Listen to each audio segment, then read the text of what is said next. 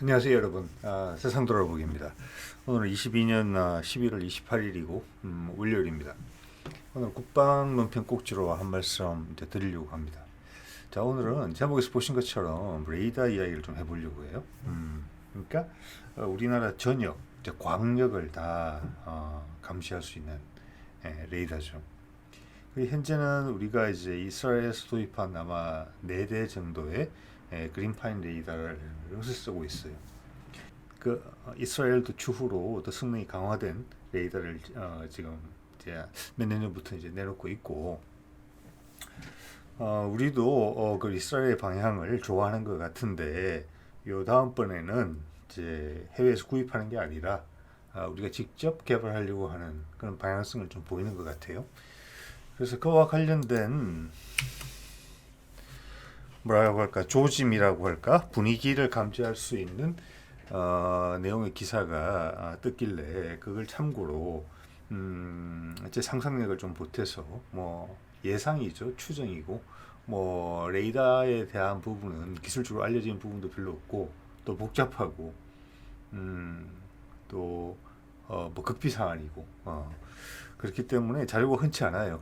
그래서 좀 추정이 많이 들어갈 수 있다. 다른 분야보다 이런 말씀 드릴 수 있을 것 같고, 제가 나중에 뒤에 링크는 걸어 놓겠습니다. 예, 이 자료의 이제 소스는 국방과학기술 플러스 258편입니다. 이거는 이제 개간지로 나오는 거죠. 지금 이 그림이 거기서 가져온 것인데, 여기서 사실은 우리가 향후 고출력 레이더, 광역 감시 레이더로 하고 싶은 게 다 들어있어요. 이것을 소형으로 경량화시켜서 하고 싶다는 거예요. 그런 값도 저렴하게. 여기 일단 잠깐 볼까요? 그리고 또 이게 미래의 모습이라는 것은 현재 우리가 가지고 있는 레이더 시스템으로는 이것을 못하고 있다. 뭐 동구권은 모르겠습니다만은 이것과 비슷하게 그나마 할 수 있는 나라는 미국이다. 그렇지만은 미국의 레이더 시스템은 우리나라에 적절치가 않다. 레이더 하나가 뭐 학교 건물 하나 정도 되는 크기니까 그 유지, 또 장소, 비용 이런 면에서 적절치가 않고, 그래서 우리는 이스라엘의 본보기를 삼아서 그거 동등 이상으로 개발하면 좋겠다라고 이런 방향을 잡은 게 아닌가 생각이 들죠. 그리고 이것을 하고 싶은 것은 뭐냐?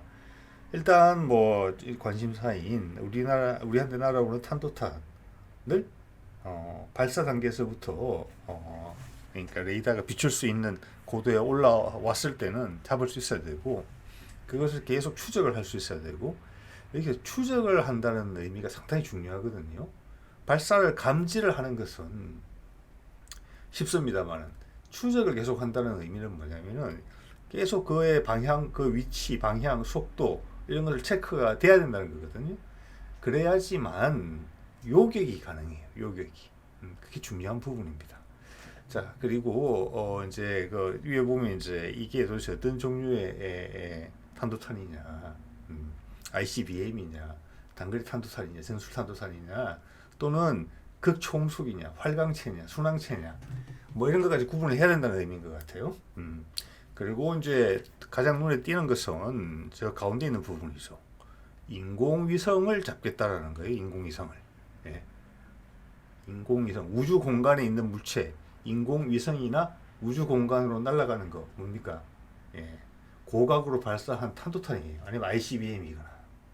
현재 저는 불가능하다는 거예요. 우리 기술로는, 우리가 가지고 있는 레이더망으로는, 예. 지상 레이더로. 예. 자, 그렇고 큐잉이라는 부분은 뭐냐면은 오른쪽 큐잉이라고 되어 있는데, 저거는 내가 추적을 하면 추적 정보를 내 레이더에서 다른 요격 미사일에 있는 뭐랄까 탐지거리가 짧은 레이더에 자기 것인 양 데이터를 전달해 주는 거예요.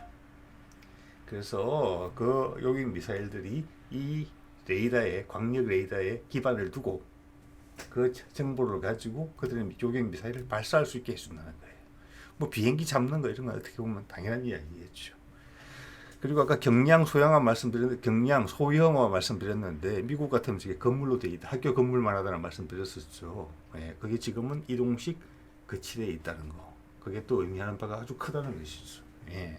자, 이게 뭐 전반적으로 말씀을 드렸어요. 이걸 하고 싶다는 것이고, 현대는 이렇게 하지 못한다. 그리고 이스라엘의 새로운 신형 레이더는 이것을 어느 정도 해내는 것 같다. 그래서 우리는 그것을 벤치마킹 하는 것이 좋을 것 같다. 최소한 육상용은. 또 이스라엘은 큰 함정이 없으니까 뭐 스파이 레이더 같은 걸 개발하지는 않는 것 같아요. 해상 함정용으로. 그런데 우리는 향후 바다에 관심도 크고 큰 함정도 만들어내고 있잖아요. 자, 그 부분에 있어서는 또 미국 것이 적절한 모델일 것 같다. 예. 그래서 한 두 가지 정도를 생각하는 게 아닌가 이런 생각이 좀 듭니다. 예. 자, 여기에 큰 힌트가 되는 것이 이게 이제 조금 전에 말씀드린 이스라엘의 테라 시스템이라는 건데 여기 보면은 레이더가 큰 게 두 개가 있어요. 두 개가. 이 두 개의 레이더는 하나는 UHF 채널이고 멀리까지 가는 것이죠. 정확도는 좀 떨어지지만. 그리고 나머지 하나는 좀 더 정확한 S밴드 레이더예요. 아마 왼쪽에 보이는 큰 게 UHF가 아닌가 싶어요. 자, UHF를 쓰게 되면 우주 공간 같은 데도 제약이 없어요. 여러 가지 고도가 뭐 4, 50km 이상 올라가면 뭐 전리층도 있고 성층권도 있고 이렇잖아요. 그럼 X밴드나 몇몇 밴드는 그걸 통과하기가 어려워요. 그래서 UHF를 쓴 것이고 또 UHF를 쓰게 되면 유리한 점이 뭐냐? 스텔스기를 잡는다는 거잖아요.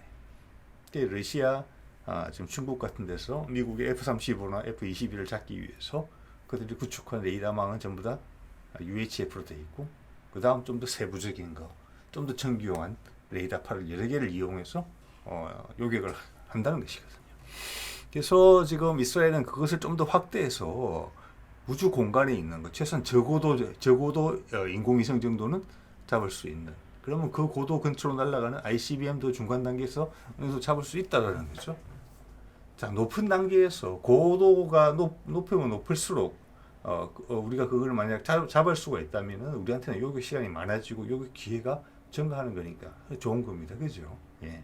그래서 요 시스템을 우리가 생각하고 있는 게 아닌가라는 말씀을 드리는 거예요.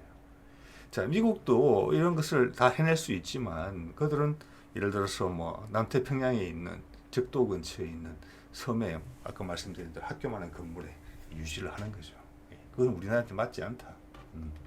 그리고 그간의 기술적 진보가 반영된 이것이 우리의 모델이다. 이렇게 우리 ADD는 생각하는 것 같습니다. 네.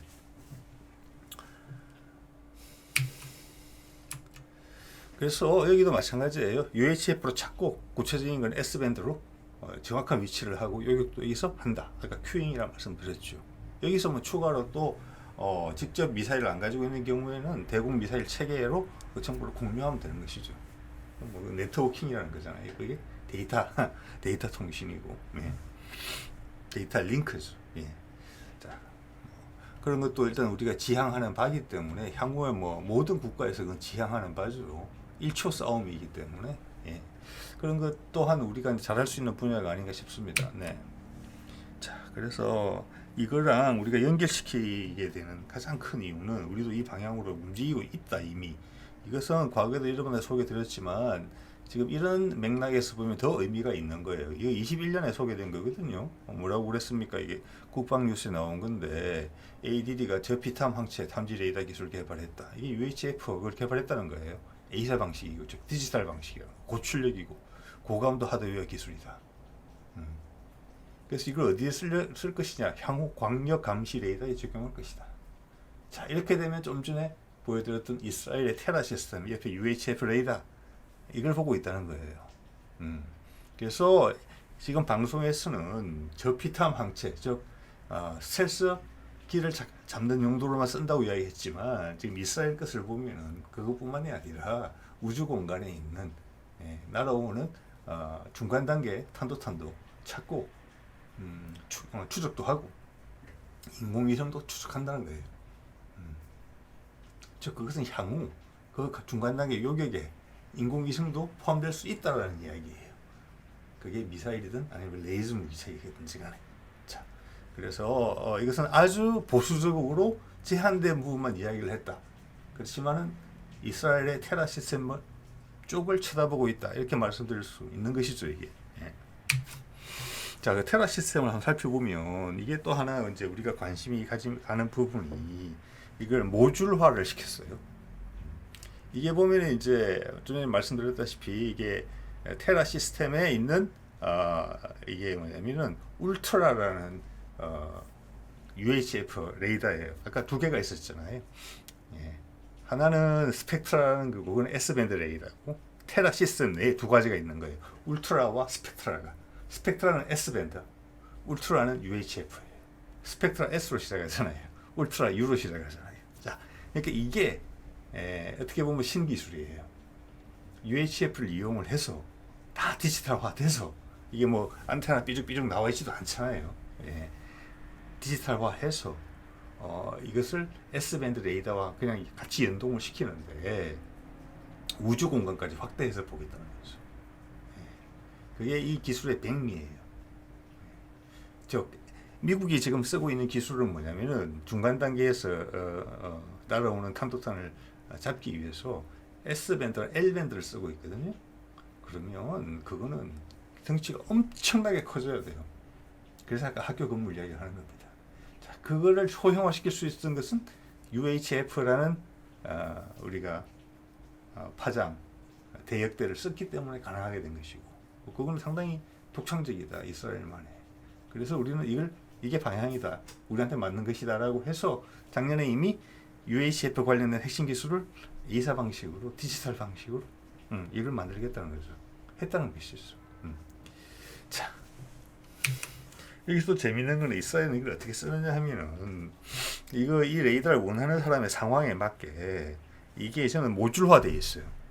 이게 많으면 많아질수록 레이더 개수가 많아지는 것이기 때문에 파워가 훨씬 세집니다. 네. 그렇지만은 단지 나는 스텔스 기만을 잡는 용도로 쓰고 싶어 라고 할 수 있을 거 아니겠습니까? 예. 제한된 지역에서. 그럼 한 개짜리를 팔겠다는 거예요. 각각 떼도 레이더가 다 된다는 거예요.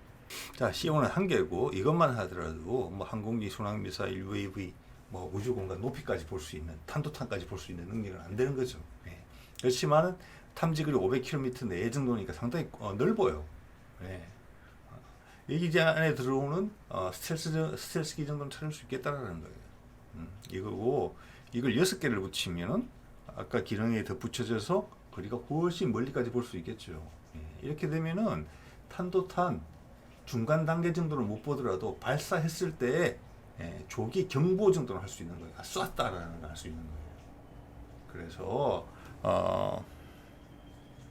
종말 단계 요격 시스템들이 준비해라, 이쪽 방향에서 올 것 같다, 이 정도 이야기를 할 수 있다는 거예요. 그것을 트래킹, 추적까지 해서 큐잉 정보를 전달해 주기까지는 못하지만 알려내 주는 거예요. 온다, 준비해라라고. 그게 6개짜리고, 아까 앞서 보여드렸던 거는 C22예요. 그게 가장 큰 거예요. 22개를 붙인 거예요, 이거를. 그러면 우주공간까지 들여다본다. 우주공간 끝까지는 아니겠지만 최소한 저궤도 정도 인공위성이 떠 있는 공간 몇백 킬로는 되죠, 그게. 예. 거기서 날라오는 것은 탐지하고 추적할 수 있다. 예. 그것이 우리가 바라는 바다. 그리고 지금으로서는 그게 구현이 안 되고 있다. 중간 단계나 인공위성은 지상에 가지고 있는 레이더만 가지고는. 자, 이렇게 이제 쭉 용도에 따라서 쓸 수 있다는 말씀을 좀 드리는 것이고, 자, 이게 이제 우리가 그린파인 레이더를 4대를 가지고 있어요. 그래서 이게 뭐 사거리가, 탐지거리가 옆으로 가장 멀게 잡으면 1000km 이상 정도로 나오는 것으로 되어 있는데, 이 끝에 부분은 사실 이게 원호로 동그랗게 돼야 되는 부분이죠. 예. 2대가 원래 있었고, 추가로 2대를 구입해서 하나는 부산 쪽에 해서 일본 쪽을 감시하는 것으로 되어 있고, 하나는 저기 전라남도 지역에 배치가 돼서 아마 중국과 제 동중국해를 감시하는 것으로 지금 이렇게 배치가 되어 있어요. 그렇지만 이 레이더들은 이 지금 큰 이 사각형 안에 들어있는 지역에서 레이더의 음영에서 벗어난 부분부터는 상대방이 탄도탄을 쏘면은 그것을 찾을 수는 있다는 거예요. 대신 중간 단계는 안 되고 인공위성도 잡지를 못한다는 거예요. 쏜다, 우리 방향으로 오는 것 같다. 그 다음 LSAM 또는 사드 준비해. 종말 단계에서 요격할 수 있게. 물론 우리 천궁 투도들가 있겠죠. 이런 게 현재 수준이라는 것이죠. 그리고 이제 스텔스 같은 것은 스텔스 기능 같은 것을 잡지 못하는 것이고, 우리 주변국들이 지금 다 사방으로 다 스텔스 기능 다 있잖아요. 자, 이것이 우리 현재 상황인 것이죠. 자, 이게 이제 우리가 가지고 있는 그린파인 레이더인데 두 번째 산 거, 그 두기는 뭐 슈퍼 그린파인이라고 그래가지고 성능이 뭐 사드의 레이더와 동등 이상이 되지 않겠느냐라고 추정은 그렇게 되고 있어요. 좀 전에 앞서 이제 설명을 드렸죠. 예, 말씀드린 것처럼 한계는 가운데 것은 안 된다. 발사하는 걸 알 수 있지만 그 다음부터 추적은 안 된다. 그리고 다시 떨어질 때쯤 되면은 고도 관련도 낮아진 걸 알 수 있는 거죠. 자, 그거고 사드의 레이더도 그런 한계를 가지고 있다. 사드 레이더 같은 경우는 X밴드이기 때문에 출력을 더 올리더라도 상당히 그 뭐랄까 우주 대기층을 통과하는 데는 문제가 있는 밴드예요. 그거는 예, 튕겨 나오죠. 예. 소위 말하는 그 전리층이라고 하나요? 예. 자, 그랬던 것이고 그래서 아까 말씀드린 것처럼 LS도 안 된다. 예. 그래서 UHF를 썼다. 그래서 크기를 줄일 수가 있었다. 즉 지금의 그린파인 레이더도 아마 L밴드 아니면 S밴드였을 거예요. 예, 제가 정확하게 기억 안 나는데 이걸로 크기를 키워서 출력을 높여서 중간 단계나 인공위성을 잡으려고 한다면은 이렇게 이동식 거치대가 못 되는 거예요. 예, 미국처럼 건물에 들어가야 되는 거예요.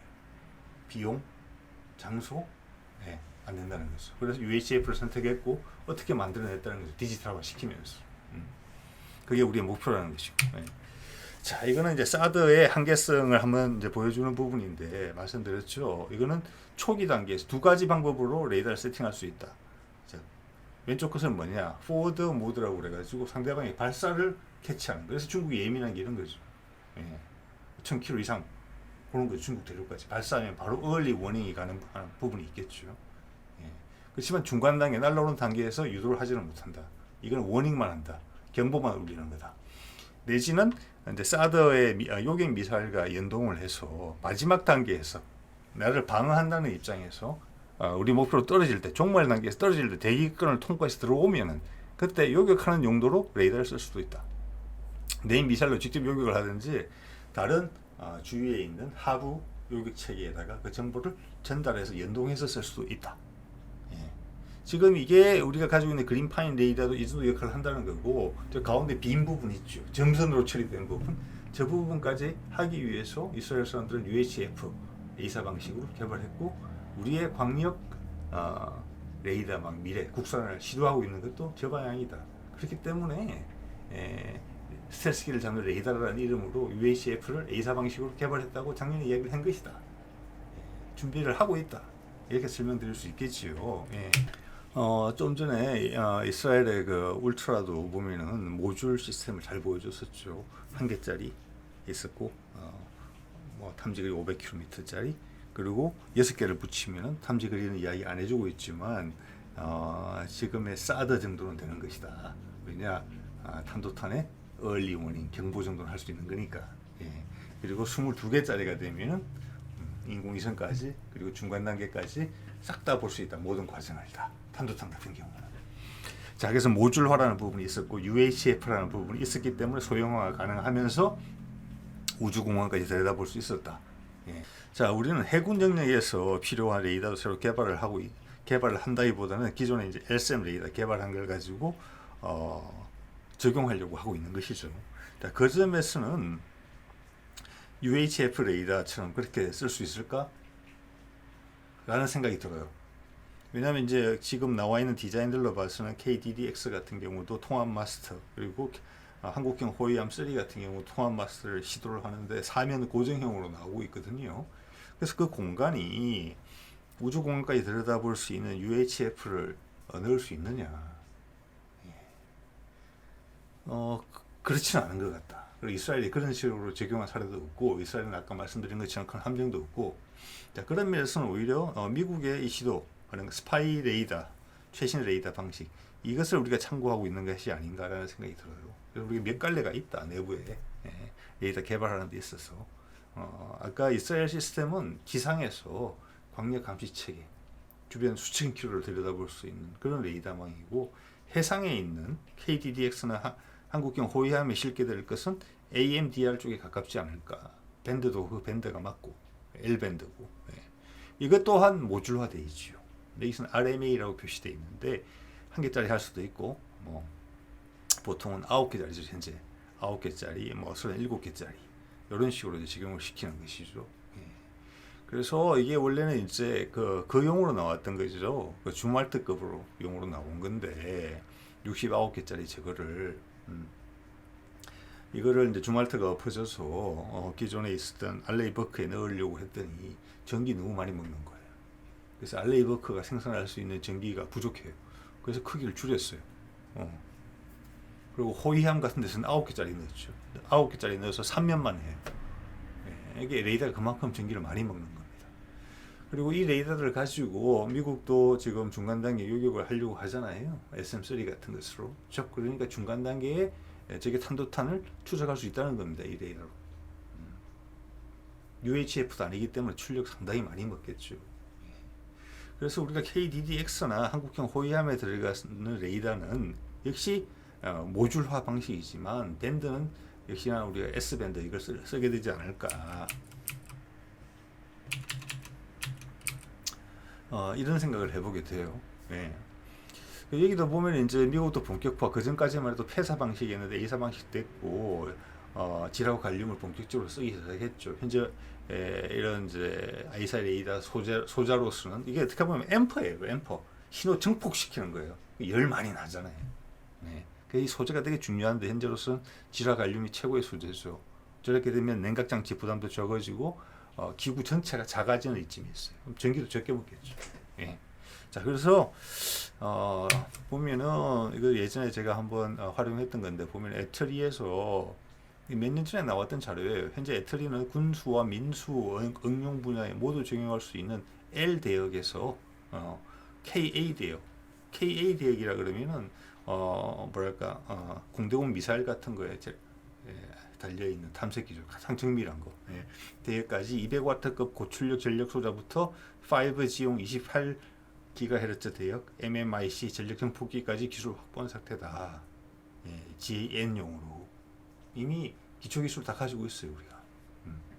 이제 레이더를 어떻게 디자인하고 어떻게 구성하면서 그걸 소프트웨어로 어떻게 효율적으로 만들어내느냐, 우리가 어떤 전략 개념을 가지느냐, 우리가 어떻게 방어할 것이냐, 우리가 함정을 어떻게 쓸 것이며 우리가 육지에 설치할 광역 감시 레이더는 어디까지 어떤 일을 해야 될 것이냐, 즉 향후 우리가 국방력을 어떻게 쓸 것이냐, 이것과 다 상관이 있는 문제예요. 그렇기 때문에 이게 흥미가 좀 있는 것이죠. 더욱. 자, 이거는 제가 오늘 소개드리는 자료의 말미에 이렇게 돼 있어요. 친절하게 말씀을 해주세요. 보면은 국내에서도 중거리급 이후 장거리용 고출력 레이더를 개발하고 있으며, 요걸 먼저 설명을 해보면은 국내에서도 중거리급 이후, 중거리급 이건 뭡니까? 천궁 이야기하는 거예요. 천궁 1 폐사 방식이었고 천궁 2 UAE에 수출하기 위해서 그들이 A사 방식을 요구했기 때문에 A사로 좀 개발됐겠죠. 그렇고 그 이후 장거리용 고출력 레이더를 개발하고 있다. 이거는 뭐냐? LSM 레이더를 의미하는 겁니다. 자, 그 다음 이야기가 향후에는 탄도탄 방어 이외에 우주물체 감시까지도 수행하는 레이더 개발이 요구되고 있다. 이겁니다. 이것이 지금 광역 감시 레이더. 그러면서 여러 가지 기술을 훑어봤다. 미국 레이더, 뭐 이스라엘 레이더, 독일 레이더, 네덜란드 레이더 다 훑어보고 내린 결론은 이스라엘제가 제일 우리한테 바람직해 보인다. 그래서 우리도 UHF A사 레이더를 개발했다 작년에. 이게 서로 다 이빨이 맞는 것이죠. 자, 현재 국내에서 개발 중인 레이더들도 앞서 언급한 4가지 화두를 기반으로 하고 있으며 비용 효율성을 고려한 접근법으로 레이더 개발이 이루어져야 할 것으로 보인다. 즉 이 말은 이제 뭐 고출력, 소형화, 모듈화, 저비용화 이렇게 돼야 된다는 거거든요.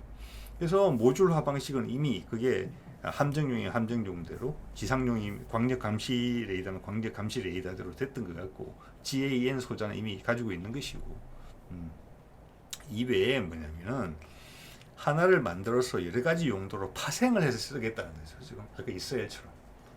그리고 아까 AMDR 레이더도 그랬죠. 함정의 규모에 맞게 레이더를 모듈화 시켜서 레이더 9개, 레이더 뭐 32개짜리 이런 식으로 한다는 것이죠. 우리는 육해공을 아마 통틀어서 그렇게 하려고 하는 것 같아요. 제가 봐서. 왜냐, 그 좋은 사례가 뭐냐면은 KDDX용의 통합 마스터를 개발하는 거. 거기 X밴드, 뭐 S밴드, UHF, 그 UHF는 통신용인 것 같습니다만 여러 가지가 다 들어가는데 그 중에 이제 S밴드는 LSM 레이더의 뿌리를 같이 하는 것이고 X밴드 레이더는 우리 KF-21용으로 개발하는 레이더를 기반으로 한 것이고 그런 거예요. 근데 큰 갈래는 두 가지일 것 같다. 왜냐하면 서로 대역폭이 다르니까 UHF용을 쓰는 게 있을 거고 또 이쪽에는 S밴드를 쓰는 게 있을 것 같고 그리고 또 현재 천공 같은 경우는 X밴드를 쓰고 있잖아요. 자, 그래서 모든 게 다 통합돼서 모든 게 모듈화되고 이런 식으로 가지는 않지 않겠느냐 그런 생각도 해볼 수 있습니다. 네. 자, 이것이 이제 한화에서 몇 년 2019년에 이제 공개한 거네요.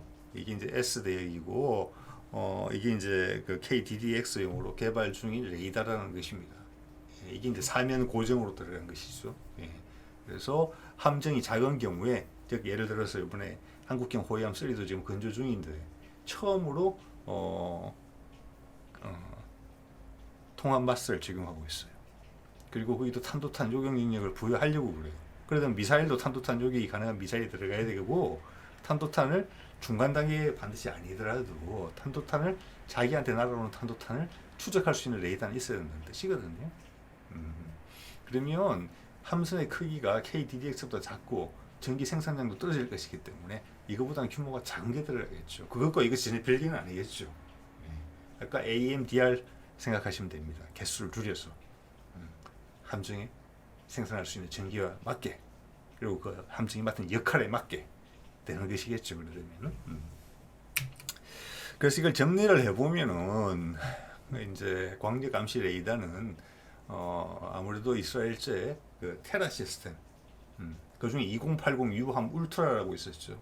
S밴드 레이더는 우리가 또 이미 가지고 있으니까 그거를 조금 더 만지면 되는 것이지만 UHF 기반은 새로운 기술이었기 때문에 그것을 21년에 작년에 ADD에서 개발을 했다는 거예요. 그걸 본보기로 삼고 있다.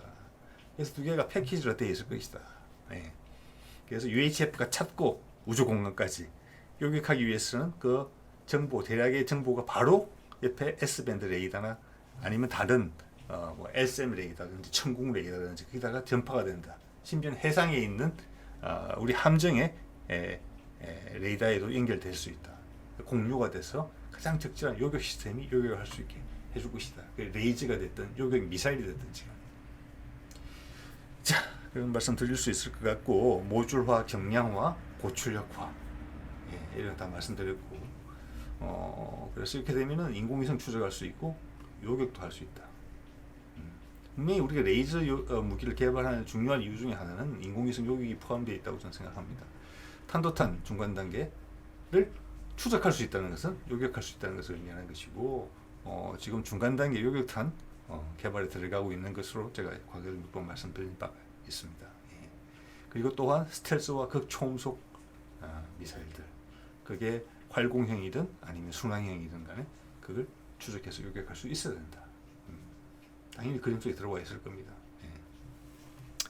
그래서 말씀드린 것처럼 UHF로 잡고 그 다음 LSM 레이더, 천궁 레이더 굳이 꼭 스펙트라가 아니더라도 우리는 국토 면적이 넓지 않기 때문에 LSM과 천궁의 밀도가 높아요.